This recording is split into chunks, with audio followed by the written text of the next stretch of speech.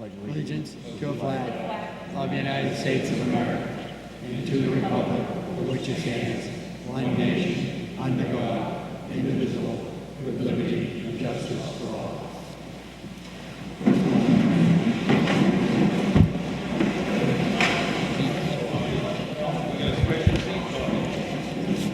Before we get to the main business tonight, we'd like to begin the meeting with a moment of silence.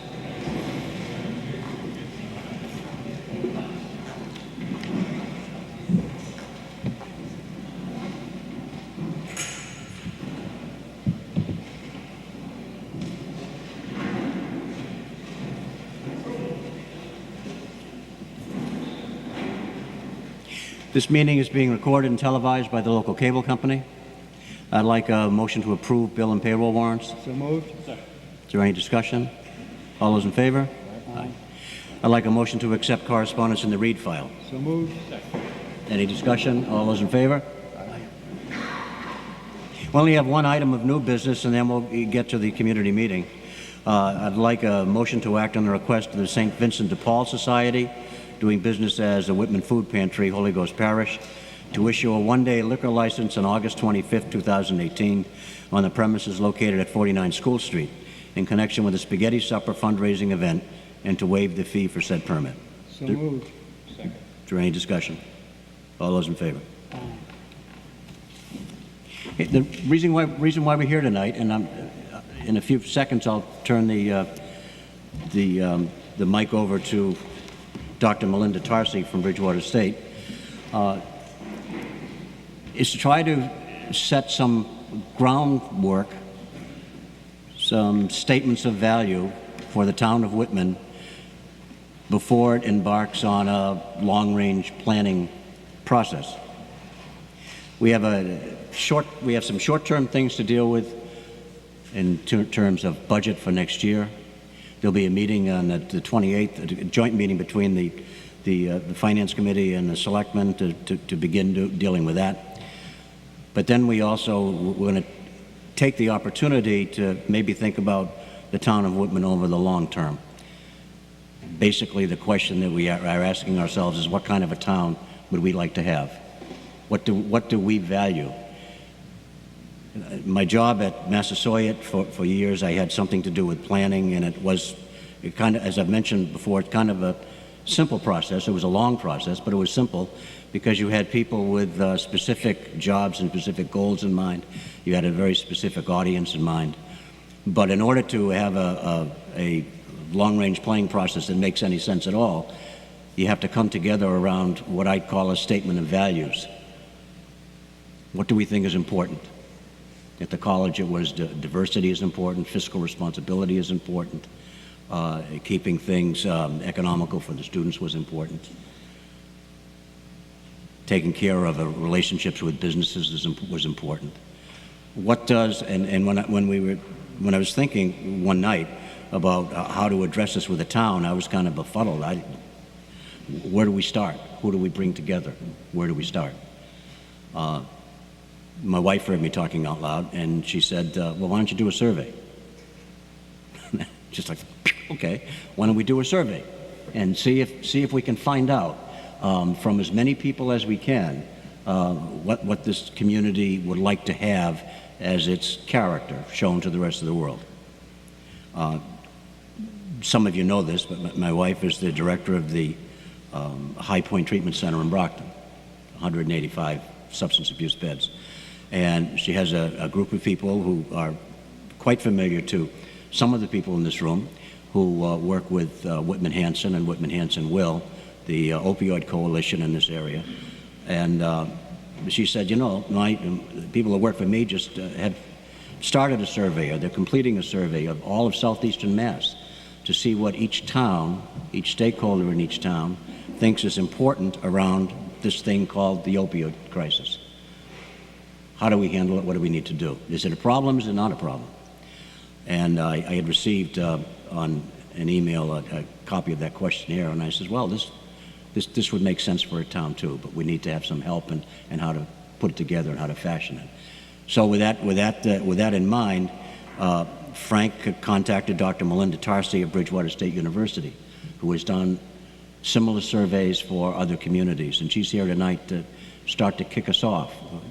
This is called a stakeholders meeting, a meeting in which board members and directors and the public were invited to give her what she needs in order to construct a community survey that we'll figure out a way to get as much of a response as we can. And she'll talk a little bit about that, probably the success that she's had in the past. And that would be the beginning of a long-range plan that's meaningful for this particular town. So with that short introduction, I hope it was short, I'd like to turn it over to Dr. Melinda Tarsi from Bridgewater State.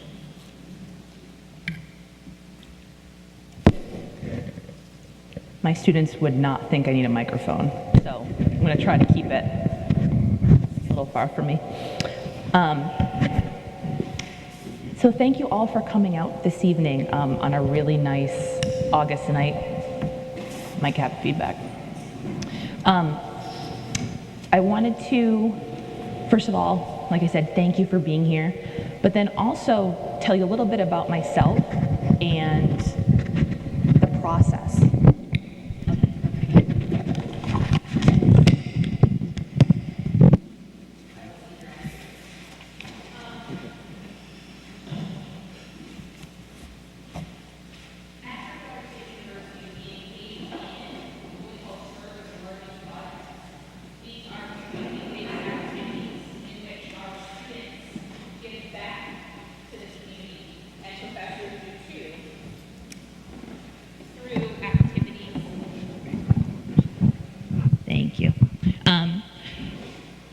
We give back to the local communities through activities called service learning projects. That's where we connect something that we're doing in class to something that a community needs. So in the past, for example, we've conducted a community needs assessment survey for the town of Millbury that my graduate students then analyzed and helped write up a report on and then presented to the community. So in my position as a faculty member at Bridgewater State, but also as the chair of the finance committee in my town in Halifax, I see the need in many municipalities for more information so we can make good decisions. That's what all of us want, regardless of the committee that we're on, regardless of where we are in the town, what our position is, whether or not we own property, whether or not we have children in local schools. We want information. And surveys can get us information that we need. So what I want to be able to help you with through this class project that I'm going to be running with my undergraduates, which I'll explain when we talk about the methods, I'm hoping to be able to give you public opinion data that helps you consider what you want the town to look like moving forward. So with that in mind, I wanted to talk a little bit about what survey data can get us and what it can't. It's not class, I promise, there's no test. I just wanted to get us all on the same page. So what survey data can definitely give us or help us with? The first thing is it can give us a sense of people's attitudes and their preferences. What kind of policies do they want? How do they want their money spent? How do they feel about certain things? Now, we'll never know people's true kind of core, deep down desires. We can get that through a survey. But we can get a sense of the kind of choices they would like elected officials and appointed officials to make, those preferences, what kind of policies they want. Okay? We can see patterns across different demographics, different groups in our society, or even time. So if we were to run the survey again in 10 years, we could see maybe how people's opinions changed. We could see if parents of small children want different things than parents of high school age children, for example. Survey data can get us that. We can have quantitative data, and we can analyze it to see if different demographics create different needs or different desires in policy. And ultimately, give a sense of potential relationships between things. So as I mentioned, maybe we see that parents of school-age children seem to all want, or seem to mostly want, a certain policy. That gives us a sense that there may be a relationship between having small children in the home and a policy preference, right? We can get a hint of a relationship. All of those things we can get through the collection of survey data. There's a few things, though, that we can't get. And everyone in this room has taken a survey or hung up on someone who called to ask you to take a survey, which I've even done. So we're all sort of familiar with the respondent side of things, but I want to get all of us on the same page as to the data and analysis side of things. So here's what we cannot get from a survey. We cannot get at people's deep down beliefs and predispositions.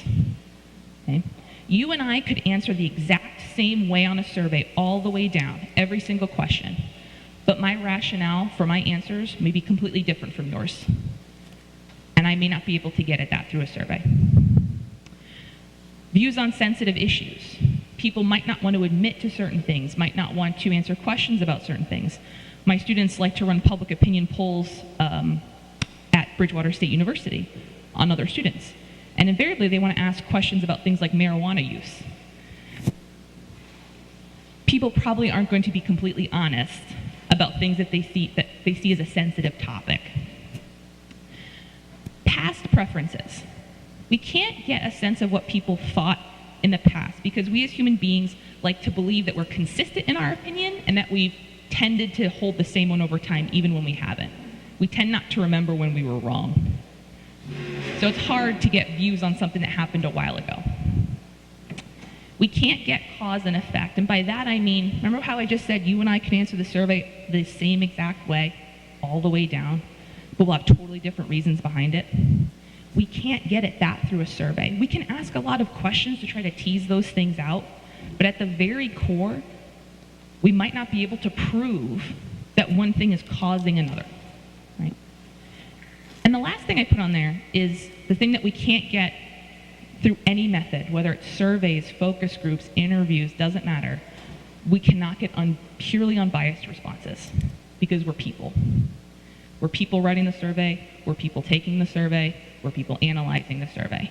And while talking about the methodology, I can take you through some of the measures that we can take to reduce that bias, things that we know from survey research work. It will never be completely without bias. So I wanted to be upfront about what survey research can and cannot do. And this is the same as I've done for, like I said, the town of Millbury. I've conducted wide range surveys of about 50,000 individuals through the Cooperative Congressional Election Study. And these tenets sort of hold, regardless of the kind of survey that we're doing. So the things that I wanted all of us to be considering tonight, I brought a notepad and a pen because I want to hear from folks about the kinds of questions that you think are important to ask. What kind of information do you want? We don't have to worry about how to ask the question, how many options it should have. We don't have to worry about any of that stuff right now. I'm happy to help with that. What I want you to be thinking is the back end. When we're going to look at this, when we're going to look at the report, what information is it that you need to do your job better or to make better decisions? So we'll think about how to distribute the survey. I'm going to advocate for two methods, which is what we did with the town of Millbury. We mailed a paper survey to each household, but we also created an online version of the survey that looked exactly the same. And we pushed that website out on various social media and websites that were owned by the town. This allows people, again, we've all probably gotten a survey in the mail and put it in the recycling because we didn't want to fill it out. But folks who maybe are already checking the town's Facebook page would see the link to the survey and think, oh, yeah, 5 minutes, that's not so bad. I'll take that. I'd rather take it online than fill out a paper survey and mail it back. Okay? So we can collect a lot of information by using more than one method of distributing the survey. The online survey will be run through a platform called Qualtrics, which I have a license to through Bridgewater State University. It's one of the premier survey platforms, and I can always give you more information about that, show you how to get your own test link for it, so you can see the kind of functionality that the software has for us. The paper surveys have to be coded, meaning that each response has to be assigned a number so that we can analyze it. That's the project that I'd like to have my students conduct as their service learning project this fall. I will have upper level undergraduates in my public opinion and survey research class. And I think it would be a major benefit, not only to you as members of the town to get timely information, but to give my students a chance to see from beginning to end the process of a survey. And not the kind of surveys that we take online or the kind that we do about the cleaner or broom that we bought, but ones that are going to give people information that they need to improve other people's lives. So that's my suggestion for how to distribute the survey. The length of the survey. That's another thing we want to think about. Like I said, we've all maybe started to take a survey. And how many of you have ever taken a survey online before? On the computer? Okay. So we fill out the first page, and then we click the next button. And we see that little progress bar on the bottom, and it says 2%. And we're like, no way. I'm not doing this. I did all that work. How can it be 2%? We need surveys that get the information that we want, but we want to think about people's time. We want to be respectful of their time. We want to develop a survey that is long enough to get what we need, but short enough that people will want to complete it. Question wording. This is a big one, and this is one of the things that we're going to go back and forth. My students are going to look over things because we want to get a lot of eyes on things. The way you word a question can completely condition the kind of responses that you get. One word in or out of a question can totally change the results, right? We call it framing. If you've ever heard anyone tell you, it's not you, it's me, that's framing, okay? There's one scenario, but we're casting it in a different light. So we want to be really conscious about how we word questions. We want to be conscious of how we order the responses below the question. These may seem really technical or that they're just semantics, but it's not. We know from survey research that the way you write a question has a direct influence on the way someone's going to respond to that question. And that's one area that I'm going to be more than happy to help, in addition to my students who will be also learning about question design and question wording. The order of questions even. What we found in political psychology research is that if you answer certain questions before others, it'll change your response to subsequent questions. So those are the kinds of things that I'm definitely going to be attuned to, but I wanted all of us to be on the same page when it comes to the opportunity that this presents, the limitations of the method. Both of those are really important. But then also, what are the kinds of things we're going to be thinking about as a group, as stakeholders?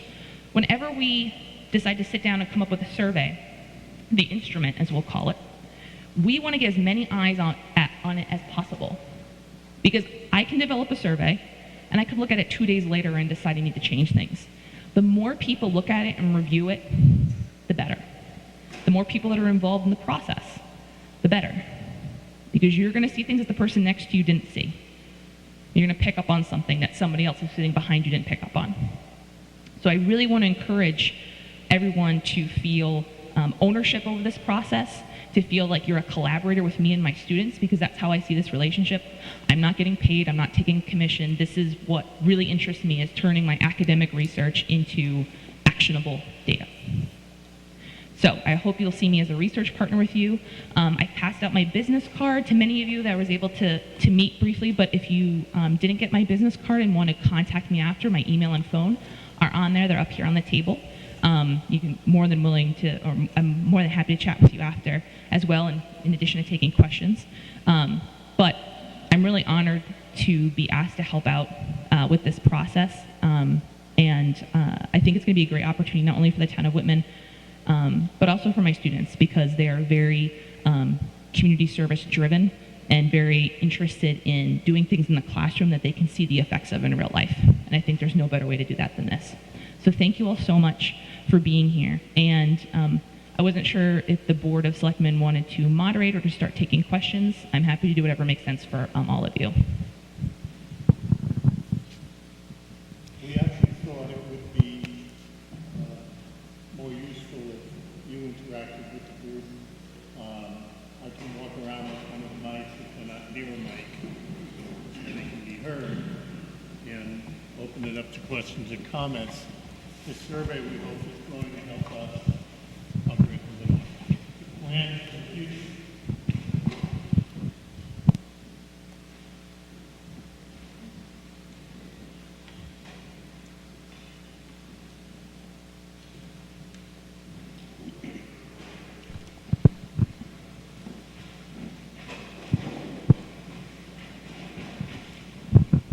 Hi, I'm a homeowner in the city and in the town, and so I'm just trying to get a little bit more information on, I mean, plan for the future sounds vague to me. Is there anything more concrete that can be shared about what the results of the survey are targeting to the problems that it's trying to solve, or how it's specifically going to help us plan? So I'm happy to jump in on this first from my perspective, and then if any of the board members want to add on too. I think that this survey of residents' preferences and priorities is going to help the boards, the commissions, and the committees think about how they're going to prioritize financial and other responsibilities in the future. So I can tell you from my experience on a finance committee, every year when we do the budget, we have to consider not only what we think is important or what we think the town needs to do, but also at town meeting, what do our residents prioritize? If we have to give them a choice of things, how do we know what it is that they want? And now, we all know, quorum at town meetings is pretty small. Not everyone can come to town meeting, not everyone's able, not everyone feels comfortable getting up and talking in front of town meeting. And social media can be unreliable when it comes to understanding what people's preferences are. So this will give us a chance to hear from people who may not otherwise get the chance to make their opinion heard as to what kinds of priorities they have for the town in future fiscal years. That would be my answer, and the kind of data that I can help gather.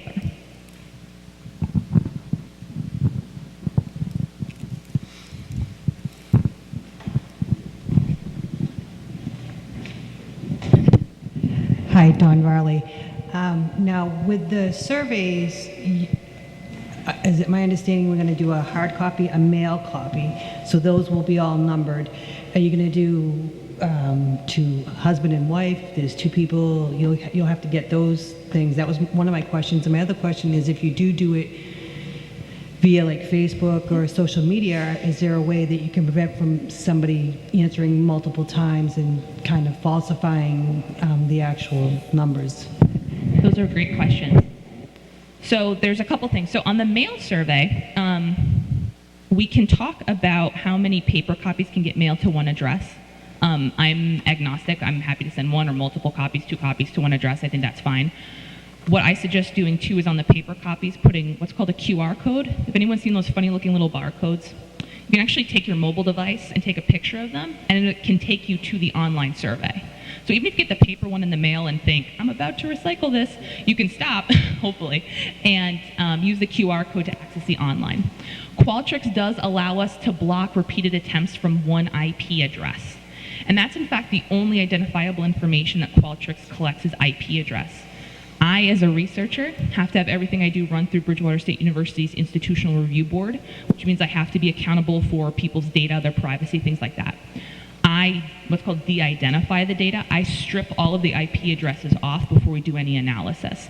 So I wanted people to know too that there are a lot of confidentiality protocols that are in place that I have to be accountable for before the survey begins to make sure that participants are safe and are having their information handled correctly.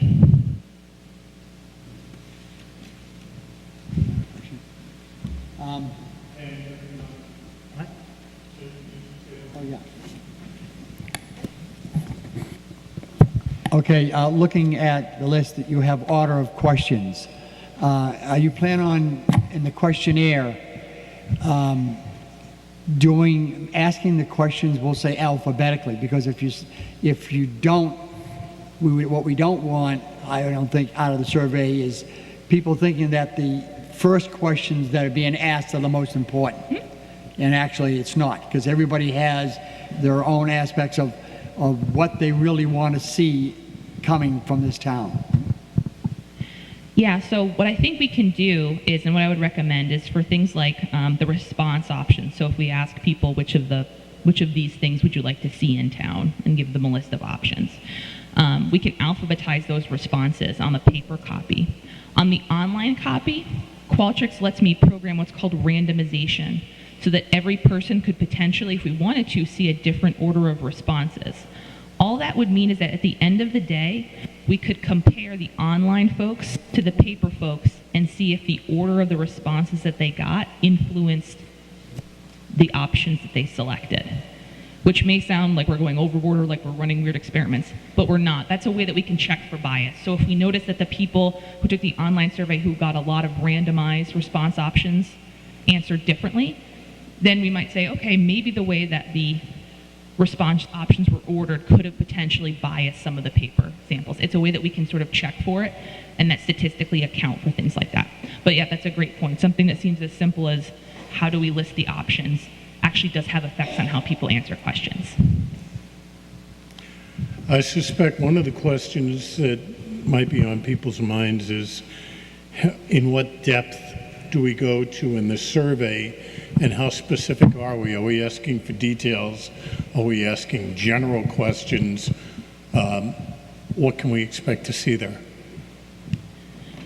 So in terms of the questions about policy preferences, like we said, we want to be able to collect as much information as we can. And one thing to think about when it comes to surveys, especially when we're going to have a massive push like this will be, right? We're going to really advertise this. We want people to take the survey.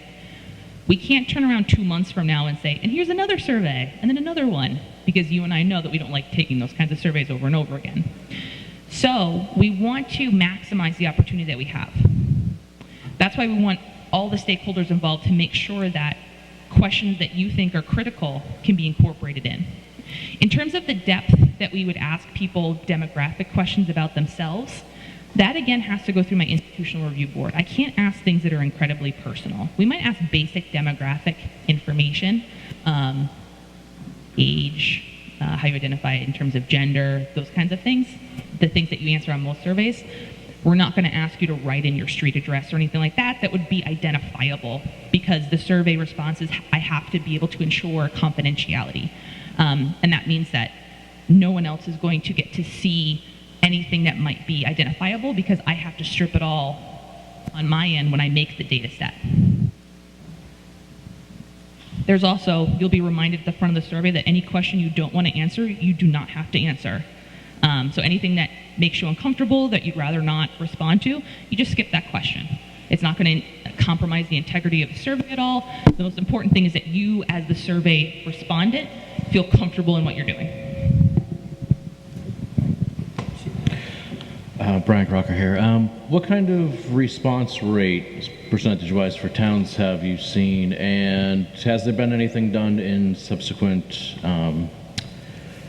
research to bolster response rate? It's a really good question. So in Millbury, our response rate was 19.6 or close to 20%. It was a really short time frame, and I think that if we had had the opportunity to extend it a little bit longer, that would have been helpful. So there's wrapped up in that, there's a couple things that, right off the top, that I would recommend that we do to increase response rates. One thing that has a positive effect is reminding people. Sending a reminder postcard. Hey, there's a survey, you can always download it. We can put the PDF up on the town website. The QR code can be on there so you can take it from your mobile device. Reminder cards increase the likelihood that people will take the survey on the second try, and again, they can't double dip. Another thing that helps is offering incentives, and that means raffling off gift cards, things like that. Some people think, well, wouldn't that just pollute the survey because people are only taking it to get something? What we've seen through survey research is that that's actually not the case. People think of it more as compensation for their time, that they might be able to win a gift card to a local restaurant, something like that. Those kinds of things do increase response rates. In municipal surveys, I think if we could get, in a perfect world, if we got a 50% response rate, that would be amazing. I'd like to get at least over 25. We can also take available community data from the US Census and do what's called weighting, W-E-I-G-H-T, weighting, in statistics, so that we can statistically account for the folks who answer the survey to make sure that it's representative of the entire town.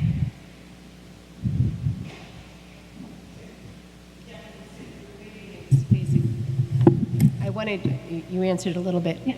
The demographics, your weighting accounts for demographics. So say I'm concerned when we're doing things online that maybe our elderly might not have access, and maybe only 2% answer. I want to make sure that they're 100% represented in the survey, and then it's not overweighed by, say, people who are online more often.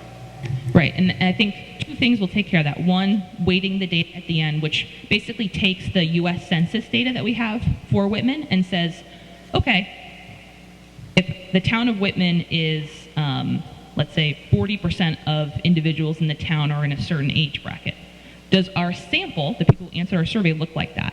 If not, let's introduce a statistical weight to amplify what we need to within the data to make our data look more representative, look more like the town, right? And that's just the statistics on the back end.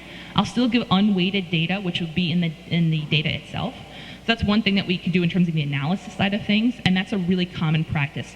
Anytime you see public opinion data about elections, things like that, you'll see a little asterisk, and they'll talk about the weights that they used. That's what they're talking about. I think also having the paper survey will help capture more folks who might not have access online, who might have accessibility issues when it comes to reading things online. So I think the combination of the two, the paper and the online, will also help us capture more folks and get us more representative than we would if we just went through one method or the other. But I think that's a really important point.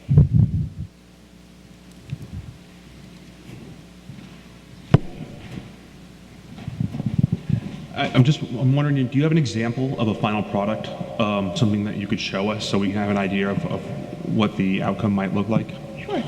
So what I can do is either if you want to shoot me an email, or I can send an email to Frank with, I can send you the draft Millbury report that we produced in May. I can also send you what we call top lines, which are just the way that people answered each question that we done for other organizations. So when I was with my previous polling position in graduate school, we made them for the Boston Globe and a couple of TV stations. So those are the kinds of things I can show you. And then really, it's what you tell me is most helpful for you that I can create that kind of a report or that kind of data for you. That's also an exercise for my students to understand.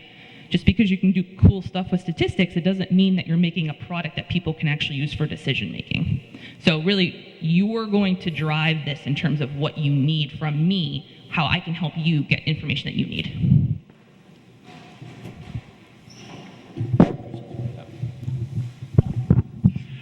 Just thinking cynically, because that's what I do.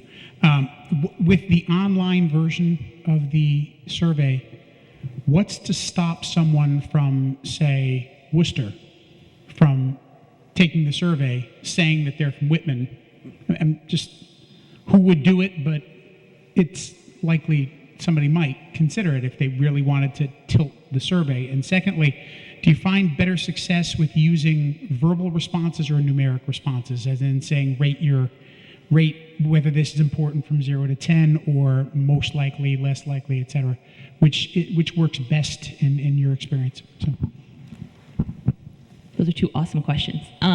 So in terms of how to prevent fraudulent attempts at the survey, when Qualtrics collects IP data, it's basically collecting the address of your computer. I can go in and tell Qualtrics to exclude everything that does not come from a zip code within Whitman. The one danger of that is if someone takes the survey at work and they work outside the town. So what we can do is look at the data and see, okay, if we've just got a few of those, I would leave them in personally, because that might be people taking it at work or where they're somewhere else. If we start to see a broad pattern, that's when we can go in and potentially eliminate those from the database. So that's a great question. The second one about what we call Likert scales, which is when you're asked to strongly agree or strongly disagree with something or rate something on a number scale. Words work better. It's an imperfect system, because if I ask you, is pizza the greatest food ever? Do you strongly agree or agree? We don't have a clear, bright line between agree and strongly agree, right?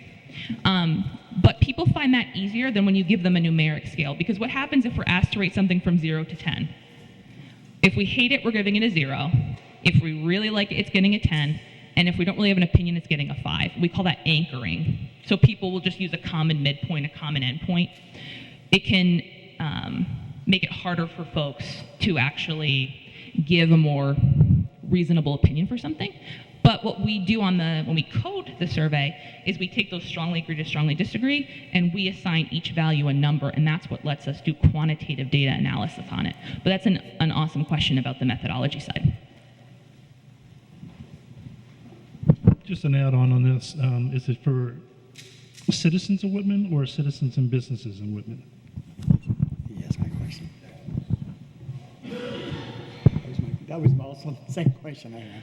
I'm happy to program in a question that asks if you are a landowner, if you are a business owner, whatever makes the most sense for the information that you want. I think the more data that you can gather, the better.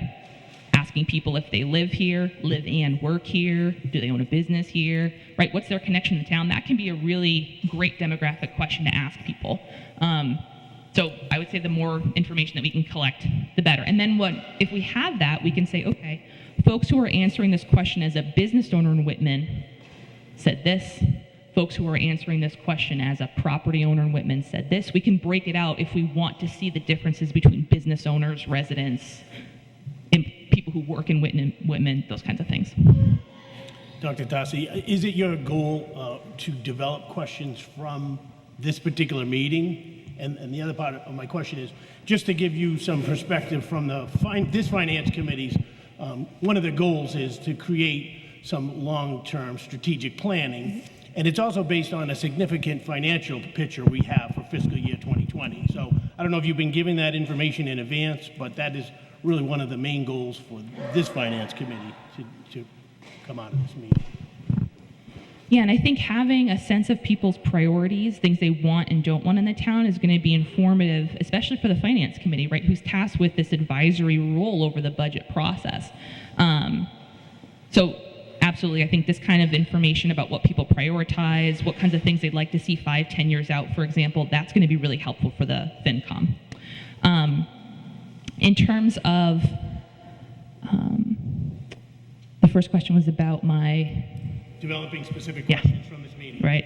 Will you have homework? It would be great to start getting some ideas tonight, but I understand that you might want to process and think about things. So while I'm happy to start writing down, I brought my notepad, I can start taking big brushstroke kind of ideas tonight. If you'd rather go home and think about it and send me an email, I'm more than happy to do that, and that's why I'm handing out my business card so you can be in contact with me in your time. I also understand that some people don't want to talk into a microphone in front of other people and say things. I completely honor that, and that's why I want you to feel like you're welcome to be in contact with me. Your mic shine.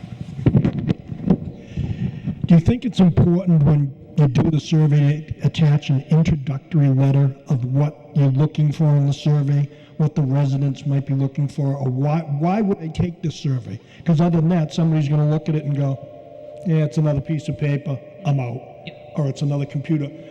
Like we're starting here, we're looking for result A, result B, it's data driven, and we're looking for your opinion. Because a lot of people don't think their opinions are valued. Yeah. I completely agree. I think that including an introductory letter, along with what we call an informed consent statement, that's the one that I have to provide through Bridgewater State University on behalf of my institutional review board, that tells people what their rights and responsibilities are as participants. That says if they feel uncomfortable with it, they can stop, they can skip questions, they can ask me questions. It's got all my contact information on it if they have any questions for my review board, all those kinds of things. But I think that putting a letter in that explains that whether or not you get to make it to town meeting, whether or not you have the opportunity to volunteer in the town, your voice matters, and we want you to take this as an opportunity to let us know what you think. I think that's incredibly important. And what we found in Millbury, we actually asked a question at the end of the survey: were you able to attend last year's town meeting? What percentage of the respondents do you think said no, they had not attended the last town meeting? 77. Really? So 77% of the people that answered that survey weren't able to go to town meeting. So what is that telling us? We're getting information from people who might not be able to or may not be willing to attend town meeting, which I think is critical. Okay. When asking us for questions, how far down do you want us to drill down in the actual question or in the subject matter, such as how do you envision the Whitman-Hanson Regional School District, or do you want 8th grade chemistry? So I think what would be helpful to think about is, and I do this with my students too, before we write a question, what is it that we need to know? Because I've definitely drafted questions earlier on and not actually gotten the answer that I needed to answer the question that I originally had. So if the question you want to answer is, what should the curriculum look like? Then you would need to drill down questions about specific classes or course offerings. If the question is, where can we better develop our resources? Is it in STEM? Is it in writing? Is it in et cetera? Then that's what you need to ask the question. What would be helpful for me is if you have ideas for questions, type those out, and then just give me a little note. What I want to get out of this is this. What I really want to know is X. Because then that helps me get a sense of the way that you're approaching it, and I'm happy to run it through kind of my process. My students are going to look at it too, so you're going to have a diverse group of undergraduates too that will be looking at it and thinking, well, does this wording make sense? What if I took it as myself and I don't have kids? What would I say to this? Those kinds of things. But that little asterisk that tells me what it is that you want out of the question would be really, really helpful for me to help guide you in writing a good question.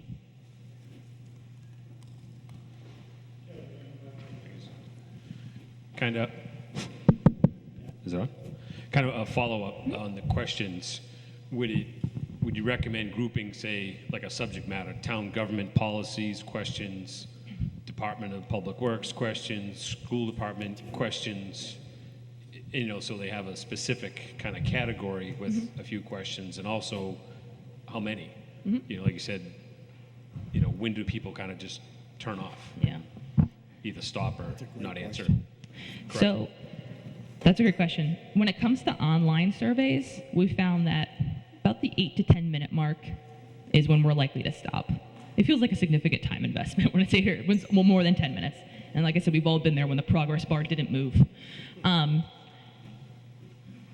What we're probably going to find is that in collecting questions from everyone, we'll start to see similar themes arise. And that's when we have the discussion of, can we collapse two questions from Public Works with one question from the Water Department? Because they're kind of asking the same thing, and let's just fix the response options, right? When it comes to actually designing the survey, we will want to categorize things for people, but not to the point where they might hit a subject and think, forget this, I'm going to skip the whole section. We tend to give people little prompts. So now we're going to ask you a few questions about the future. Okay, a couple questions about that. We get to the end of the survey. Now we have a few questions about you.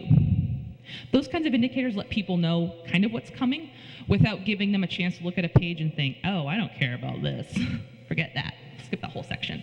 So those are the things we'll be thinking about ordering. But I think in terms of the length of the survey right now, let's just get all of the ideas out.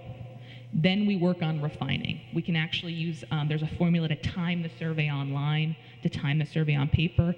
Those are the kind of refining things we can do. And then that's when we make difficult questions about what questions to keep, what questions maybe we can't keep. But I'd like to be as inclusive as possible to get you all the data that you need.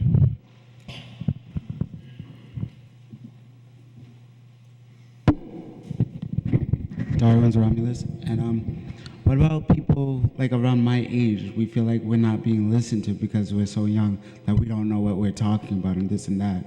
So, like, would you have things for us too? Like, would we be heard? Would we be taken into consideration? Yeah, so I think especially in offering it in the online format, it's going to allow more people. The nice thing too about this is that you have anonymity. Right? It's anonymous. It's not the same as coming to town meeting and stand up and saying your name and what street you live on and then talking in front of people, which some people of any age don't want to do.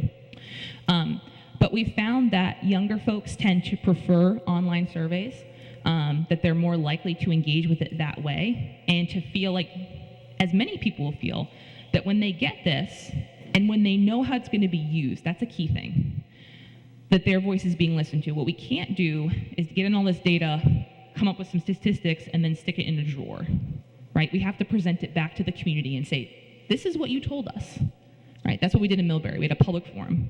We presented the results and we said, here's what you said, right? Here's what we heard from you.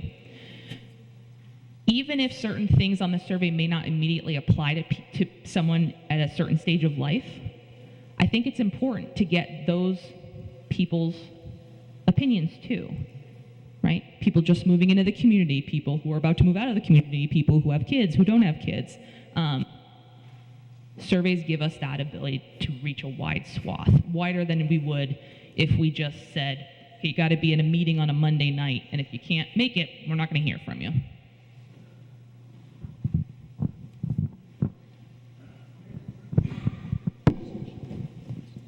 So I have a few questions. When you talk about numbering the paper one, if you were to mail it or have the option to fill it out online, how would you identify that someone did not mail the return back and do it online? That's my first question. Yeah.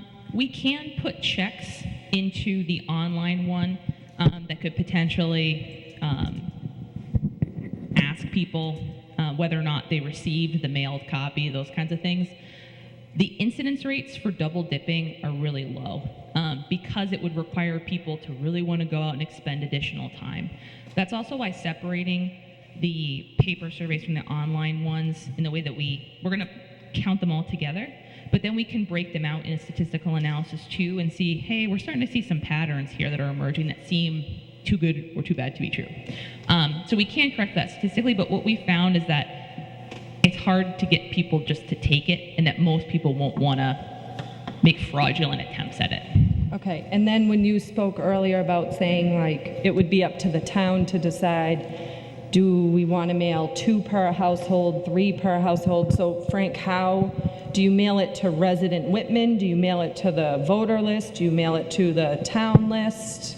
And the second part of that is, what is the cost of this? The cost of mailing it out, and then if they mail it back, is the cost on the town? Is the cost on the person mailing it back? All that. I can take the cost question. So part of what I'm creating at Bridgewater State University is a Center for Municipal Research, and I've gotten a small startup budget, small research budget, to engage in projects like this, and I'd like to use that to do the mailing. The online survey will be completely free, and the coding will be generously provided by my students. They don't know that yet. So that's my idea, and to be able to go through the Bridgewater State University mailing system. So that we can price out what's it like to put the return postage on it. We can make decisions then about the length of the mailing based on the cost, and I can work with my print office on that. But that's something that I communicated to the Board of Selectmen too, that because I want to be doing more of these projects at BSU, I want to make the case and show BSU this is how much a good project costs. So I do need to spend those research funds, and I'm happy to do it on this project. Okay, and my last question. This is probably the Board of Selectmen too. When we decide what this survey is going out, how much time are you giving people to return it? And then how much time does it take you to analyze it to get back to the town? Are we looking at next June we're going to get the answers, or December, or October, or, does anybody have a time frame on that? I can tell you on my end, I only have my students until December, so we'll definitely have the coding done by December. And I don't see why the final project couldn't be out by then as well, because I will handle the statistical analysis. My students will be doing the coding only of the hard copies.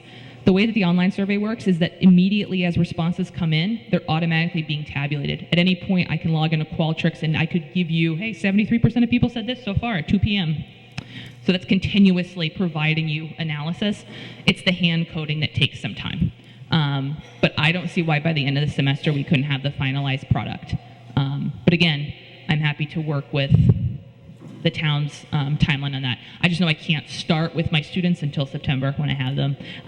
But I'm happy to start the process of talking about the survey, designing it, those kinds of things now. And I actually have to, as soon as we can, get the survey to my institutional review board, who reviews it to make sure that I am conducting research ethically. And that usually takes a few days. So, excuse me, so it's important for the people here, if they want to offer questions that they would like to have answers to get them to you as soon as possible. Do we want to set some kind of a date that encourages people to get it done by a certain time? By Labor Day weekend? Would that be enough time? I mean, that's important. I'm sure that you've done these surveys before, so you can come up with generic kinds of questions. But if they're going to be really Whitman questions, it would be really important for us, if we want to participate fully, to get things to you by Labor Day. Yeah, so Bridgewater State goes back into session the Tuesday after Labor Day. So that's when I can submit to Institutional Review Board, give them a few days to review my survey, make sure that's all okay. The program of the actual survey can be done in an afternoon. It's the printing and the mailing that would take a little time. In terms of in the field, I would recommend 4 to 6 weeks of it being in the field. So if we shoot for getting it out mid-September, collecting it by mid to end of October, that could give my students November to do the hand coding. That would only be, again, of the paper ones. And that could get a final product by December. This is just sort of back of the envelope timeline, but I think I hope that works with what you were hoping for as well. Sorry. John Travis. I had a question about the advertising for it. I'm almost here by accident tonight, literally stopped mowing the lawn to come here. And that's how I think a lot of people miss some of the meetings and whatnot. If you drive into our town right now, you know that it's time to sign up for youth soccer because there's a sign on every yard, just about. But this meeting tonight, there's not even anything on the town sign. And if it's going to snow 3 days from now, I get woke up at 4 o'clock in the morning with a phone call. So is that going to push at the same time that, hey, take the town survey or something, kind of signs or something like that, I guess at all the usual suspect spots? I would advocate for as much advertisement as we can. For check your mailboxes, the survey's there, but then also on all town social media and electronic platforms, the link to the survey, reminders to take it, how many days you have left before it closes, those kinds of things.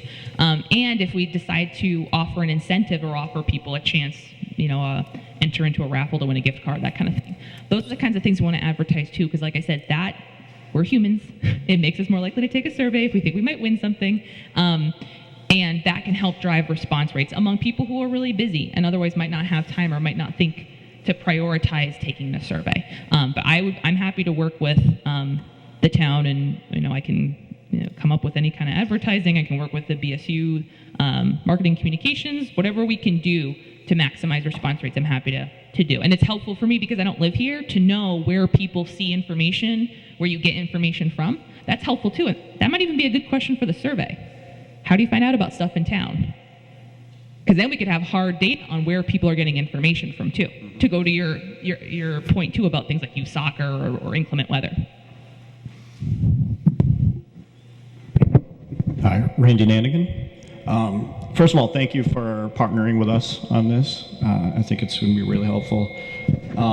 Secondly, thanks. I assume, are you the gatekeeper for all this information? Like meaning, yeah, we should send you our ideas, but is it okay to post your contact information on social media? Yeah, I'm a state employee. My contact information is everywhere. I'm also on the Bridgewater State University website, all those kinds of things. But I definitely want people to feel encouraged and that I'm a partner for this and that I'm not going to sit here and decide, well, I like this person's question, but not this person's question. I want to be able to show you, here's all the kinds of things that you wanted to know on this side. Here's how I would recommend you ask that question. Because my big thing is going to be coming at this from the method standpoint. What's the best way to ask the question? How should we put them in order? How should we word them? Those sorts of things. But I don't want to be the person that censors you. I want to be the person that says, if this is what you want, let's ask it like this. That'll get you better data. And in terms of the database results, I can ask IRB if I can clean the data, make the data available for people to play around with themselves in Excel, all those kinds of things. I'm happy to do that. And that's completely within my purview to do too as a researcher, and I can get approval to do those kinds of things from BSU. Hi, right behind you, Dr. Tarsi. I just had a question about, you said that you've seen a 20% response rate in the past. Is there a minimum level of response where you consider the data reliable? If we get 5% of the town to turn out, is that really something we're going to use to drive decisions going forward? Yeah, I mean, I think that's an important question about how we use survey data in general, right? Statistical weighting can help with that. Okay, it can say that in the case especially of low response rates, or like when we do all these election polls that you're going to take asked to do, we only ask 500 people about how all of Massachusetts will vote on something. But we use statistical weights, and that's why we give a margin of error. Hey, we're within 4.5 to 5% on this. So we can do that with weights. I would say that obviously more is better. That's why I'd say I'd love if we could get to 50. I think getting it to at least 25 and applying weights, we're very safe. If we got a 5% response rate, then I think we still take the data, we weight it, but we're very transparent about, hey, this was the response rate out of this many that were mailed, and this is how much time we gave people. And that's always in the reports that I write up too. This is how it was done. This is how many people responded. This is the way that I applied weights to this. And these are the results. Remember, you're looking at weighted data. But I think that's important too. And for any survey you look at, always look at the bottom under the asterisk that talks about how they did it. Because that's going to give you insight into the process and how much you can be trusting that data. But I think it's a really important question. That's something that we have to talk to people about when the results come out. Hi, Dawn Byers. You gave an example of a big picture question. Where do you see the town in 5 to 10 years? Can you elaborate on what type of answers would be offered for that, or is that an open response question, multiple choice? Yeah, so I think that's it. So there's different ways that we could ask something like that, right? If what I want to know is what people want to see in terms of economic development, I might provide some options and then a fill-in. I tend to me as a researcher, I tend to shy away from the fill-in boxes because when it comes time to analyze the data, we get a lot of like your mother written in it. We end up generating a list for people to read, and then we have to kind of hold people accountable to, hey, you're going to read this list of 50 comments that people submitted in, which a lot of people aren't going to want to read that list. I find that when we present people with options and give them an other option, the people that have a really specific thing that maybe we didn't think of will fill that in on other. But in general, and that's why we all want to look at questions, we want to get as many responses, we call closed responses, where people have to select something, or they can select more than one. Check all that apply, right? We can do those too on both the paper and the online survey. I personally like to stay away from the big text boxes of like, what do you think? Because it also, if you've ever, gone on Amazon and read reviews for products there, people don't always stay on target because, again, we've got this opportunity to make our voice heard, and when we've done this in other towns, people start writing in specific things about like what happened in their mailbox or whatever. And it's not that people don't want to hear that, but they're not communicating it in the right context, and we can't actually help them because I don't know who that is now that on an anonymous survey complained about their mailbox. So yeah, that's a really good question. That's my preference, is to kind of limit the big text box questions.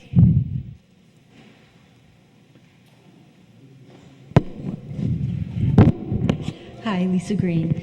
Just a question. Once the survey is ready to go, will there be plans to recruit town services such as Council on Aging and Library to be able to reach out to as many age groups as possible to make sure that people with limited resources have access to the survey? Yeah, I think we can easily PDF the survey and send it to departments and to relevant agencies and organizations and say, hey, would you mind running off some copies of these? Or hey, can we drop off copies of these that you can leave at the front counter for people who might frequent your office or might frequent your establishment?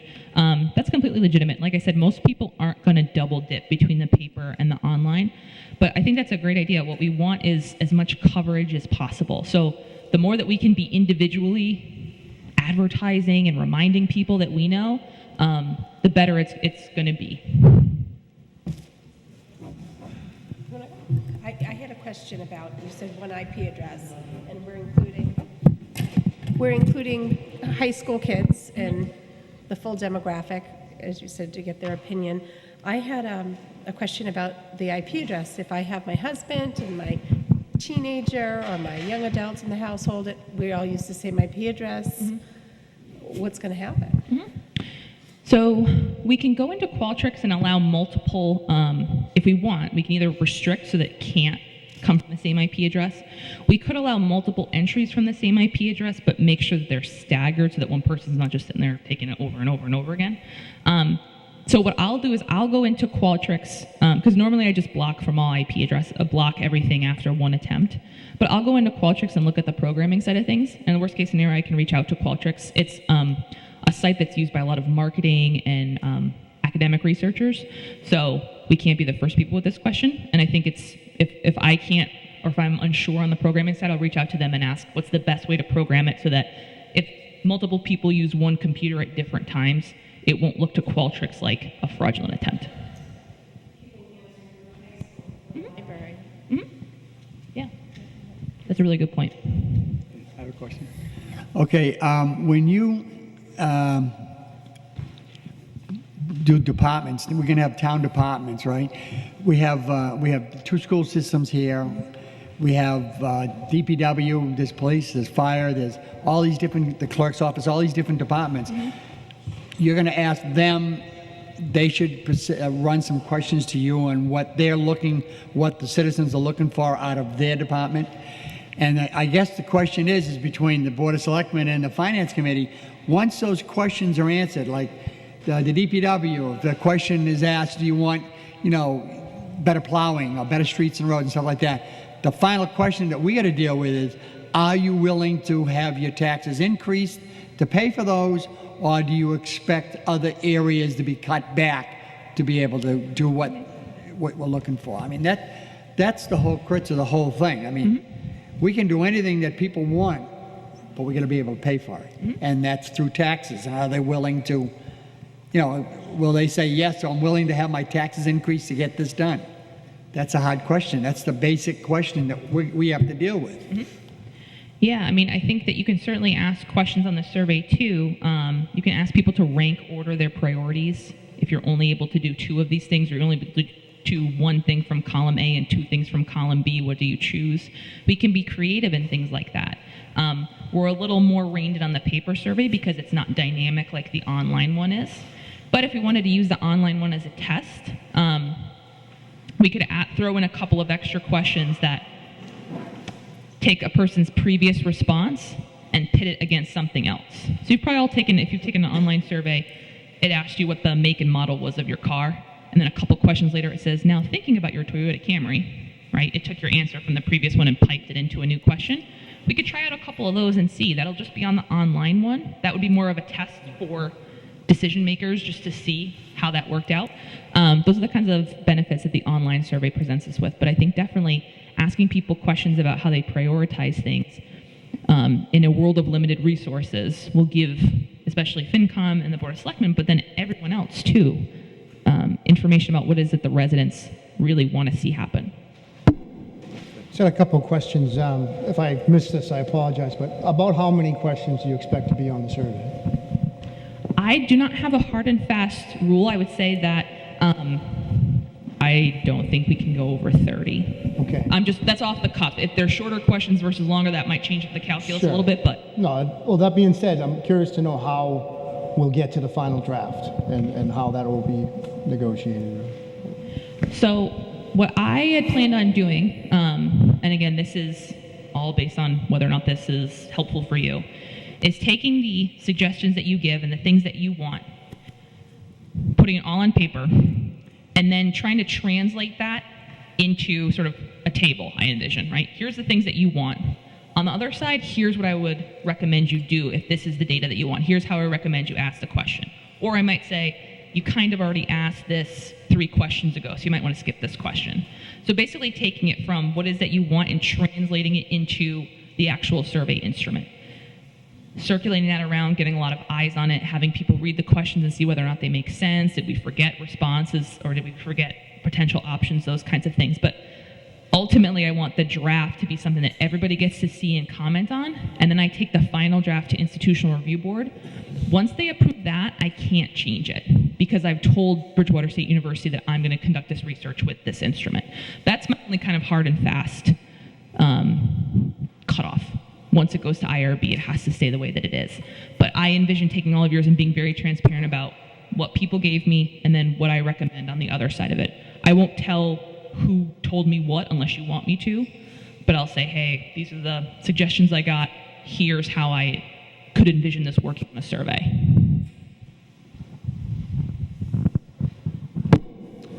So my question relates to the question that was on this side of the table. When we talk about you could PDF the survey over and then have runoffs to get it to the constituents who most need it, how do we then go back to the question about coding the paper responses so that you don't have, 700 responses daily from somewhere? That's my question. So, as I mentioned, what we've seen in survey research is that most people don't double enter. Most people don't take an online survey and then a paper one. What I can do is think about potential coding mechanisms that we can use for the paper one that might help give us a little bit more security. The last time I did this, we didn't see anything fishy in the paper responses. We didn't see anything that looked so much like something we had seen online. In fact, what we tend to find is that folks who are homeowners, folks who are retired, tend to take the paper survey. Folks who are working or college age and et cetera tend to take the online survey and recycle the paper one. That's what we've tended to find, and that kind of trend holds across all kinds of surveys. But I'm happy to look into that, same as the Qualtrics IP question. Let me go back and look at that if that's okay with all of you, and then that's something I can include on the top of the document I produce with the question suggestions and things like that. Here's some follow-up. So I'm going to make a note of that, that's something I want to look up.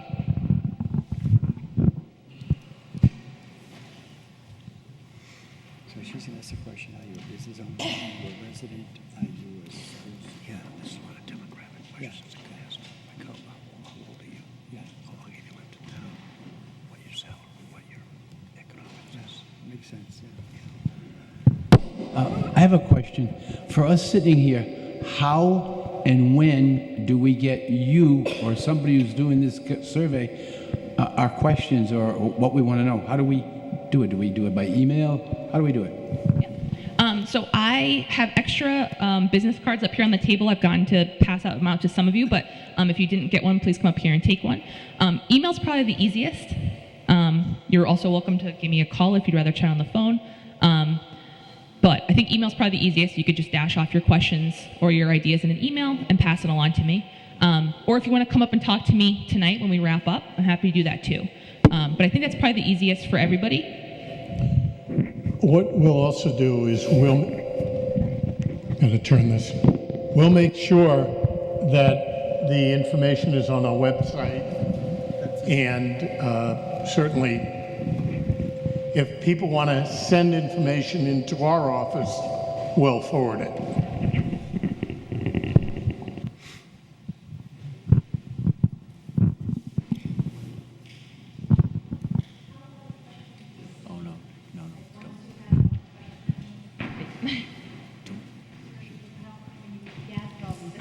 Yeah. So when you gather all these questions, how are they going to be seen by everybody? So I think we can, depending on your website capabilities, we could post it to the website. It's harder for me to host things on the Bridgewater State website because we have to go through a little more to get stuff posted there. But I could also think about maybe putting up a Qualtrics link with the document and then a space for feedback. I can be creative about that. Whatever, let me think about that too.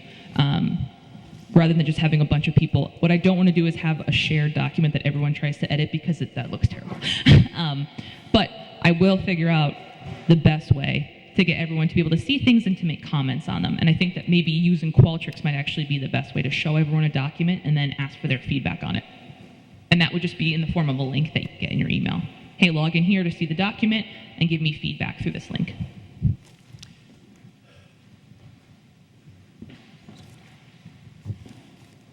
Dr. Tarsi, I want to thank you. Thank you so much for having me. Another question?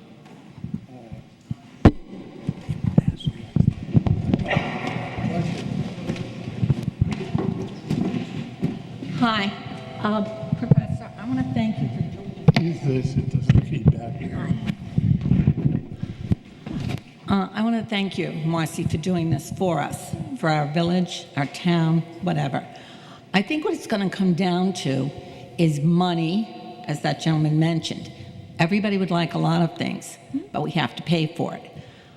And the primary things in this town are service for old and young. But in my experience as a former educator, there's nothing more expensive than education than ignorance. The school budget, no matter what your situation, whether you have children, you do have children in school, they've graduated, wherever, whatever, you owe what you are today, a taxpayer, a citizen, to a teacher. I owed everything to my teachers, and I decided to pay it forward. Please, please, when people fill out the survey, we have many needs in this town. Veterans, seniors, people addicted to drugs. We have health issues. We have environmental issues. We have all kinds of issues. But I maintain the only thing looking ahead that can ever solve all of these is not just money, but where we put that money and who we have placed our trust in. I've invested my life, and I will gladly invest taxes in the youth because they are our future.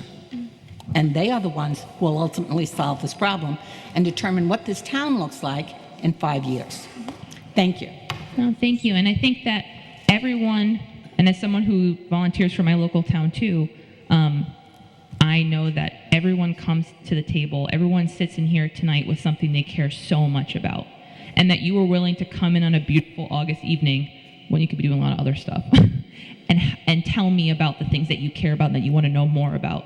So I hope that kind of passion drives this process and gets more people to give more feedback because of things that are really important to them. For your IP issue coming from an individual household, are you able to go down to the MAC address level off your provider? Because every device is a different MAC address. No two MAC addresses ever match. So that's another way of finding out if it's coming from the family, because most of the things in here are Comcast. You're going to have a single IP coming out of your house because we don't have any other. Yeah. No, that's great. I'll write that down, and I'll double check with Qualtrics too if they can get down to that level, because normally what I've been doing is just as soon as I open the data, I just strip all the IP off because of confidentiality. But I'll definitely ask about at the device level if we can allow that kind of variation. Thank you again. And before we adjourn, if I could just remind people, Tom, by Labor Day, if you can get those, any input that you have for Dr. Tarsi by Labor Day would be terrific. And thank you all for coming. I'm really impressed with the number of people that are here.